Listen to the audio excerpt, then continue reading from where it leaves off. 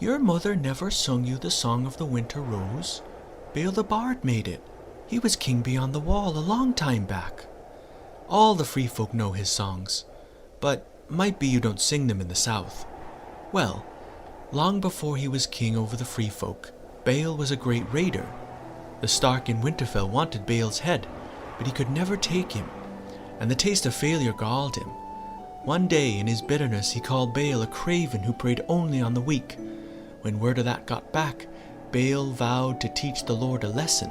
So he scaled the wall, skipped down the King's Road, and walked into Winterfell one winter's night with a harp in hand, naming himself Sigeric of Skagos. Sigeric means deceiver in the old tongue that the first men spoke, and the giants still speak. North or south, singers always find a ready welcome. So Bael ate at Lord Stark's table and played for the Lord in his high seat until half the night was gone. The old songs he played, and new ones he'd made himself, and he played and sang so well that when he was done, the Lord offered to let him name his own reward. "All I ask is a flower," Bael answered, "the fairest flower that blooms in the gardens of Winterfell." Now, as it happens, the winter roses had only then come into bloom, and no flower is so rare nor precious. So the Starks sent him to the glass gardens and commanded that the most beautiful of the winter roses be plucked for the singer's payment. And so it was done. But when morning come, the singer had vanished, and so had Lord Brandon's maiden daughter. Her bed they found empty, but for the pale blue rose that Bael had left on the pillow where her head had lain. Lord Brandon had no other children. At his behest, the black crows flew forth from their castles in the hundreds, but nowhere could they find any sign of Bael or his maid. For most a year they searched, till the Lord lost heart and took to his bed, and it seemed as though the line of Starks was at its end.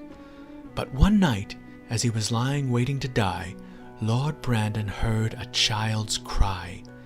He followed the sound and found his daughter back in her bedchamber, asleep with a babe at her breast.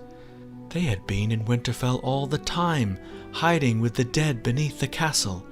The maid loved Bael so dearly she bore him a son, the song says, though if truth be told, all the maids loved Bael in them songs he wrote. Be that as it may, what's certain is that Bael left the child in payment for the rose he'd plucked unmasked, and that the boy grew up to be the next Lord Stark. So, there it is. You have Bael's blood in you, same as me. The song ends when they find the babe. But there is a darker end to the story. 30 years later, when Bael was king beyond the wall and led the free folk south, it was young Lord Stark who met him at the frozen ford and killed him, for Bael would not harm his own son when they met sword to sword. But the gods hate kinslayers, even when they kill unknowing. When Lord Stark returned from battle and his mother saw Bael's head upon his spear, she threw herself from a tower in her grief.